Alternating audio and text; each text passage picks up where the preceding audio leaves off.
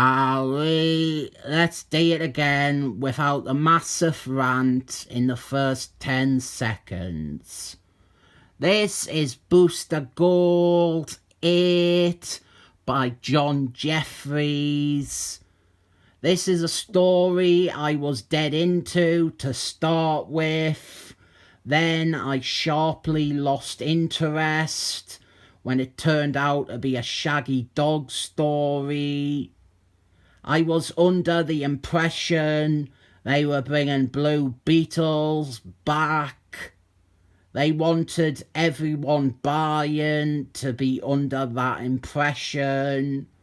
They slap them on all the covers and make a big deal about Booster Gold going back in time and saving them from dying. But then it turns into the standard hogwash where because he stopped blue Beetles from dying, the timeline has changed and there is now a dark and miserable version of reality. Now the DC universe has been altered so that the crossover Infinite Christmas went differently and Max Power won, and now he has an army of Big Macs controlling the world. We have a Simpsons reference that I like.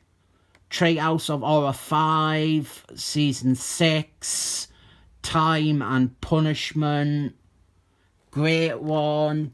Wait, these wieners will give me the quick energy I need to escape. So Booster Gold and Blue Beetles, in this twisted version of reality, they have found the resistance, because there is always a resistance. And Ara and Stephen Altman are the leaders of it. I said last issue that I was happy that at least it was two respectable characters and not a bunch of goofy D-list characters or ones that John Jeffries thinks are lame. And just watch how fast that previous compliment falls apart. For starters, Ara and Stephen Altman, they are written as a dysfunctional pair who are always bickering about literally anything. They do not agree on a single thing, and it is played as comedy. Ara and Stephen Altman, them arguing is an hard thing from the Bronze Age, and it is the thing people like John Jeffries latch onto and romanticize because it is their nostalgia, but it is terrible whenever they do it. In those hard stories, they argued, but when they were in action, they usually put that aside, or they were shown to be individually right in some way, or at least both be capable, despite whatever the other criticised about them. They are jokes in this. Also, the rest of the Resistance is characters that John Jeffries thinks are crap and silly. We have Gangbuster, who is now a clumsy idiot who probably kisses his guns. We have that caveman that people like John Jeffries put in all their stories to let you know that they know continuity. And we have Elka, who John Jeffries graphically murdered in Infinite Christmas. And the idea is all these heroes are losers. Just ignore the fact Hellcat was on the Tiny Titans for about 50 issues. Just ignore the fact Gangbuster wasn't really a joke before this. Just ignore that Ara and Stephen Altman are two of DC's longest enduring characters. They are all stupid and incompetent, and it's turned into a rant again, hasn't it? Gangbuster, he keeps randomly firing his guns or accidentally dropping them and causing them to fire. And this just annoys me. Then we have something that is almost a good thing until you consider the context and why John Jeffries is having to do this. Hellcat, she was featured in the Tiny Titans in the early 90s, and her origin was never told. It was left a mystery. We never found it out. Then John Jeffries came along and had Amazon Prime Superboy punch her head off of her body, and so her story was left untold. Well, here, John Jeffries acknowledges that mistake by having Hellcat explain her origin. It is a crap origin that only serves John Jeffries' story, and she is only offering it up now because John Jeffries made an oopsie, and the only reason she is even in this issue is to do this and pretend that John Jeffries is making concessions to her fans. Someone hates it whenever I criticise John Jeffries, so I am expecting a thumbs down from them for this video. So Max Power, he has Superman under his sway. He is telepathically controlling him and using them to kill off all the remaining superheroes on Earth. We have subplot with the book's supporting cast, and I remember reading this last night and thinking on this page, that is an interesting plot line, but I cannot remember what it was, and I am not stopping the video right now to read this page again, so there is a thing on this page somewhere that I thought was intriguing.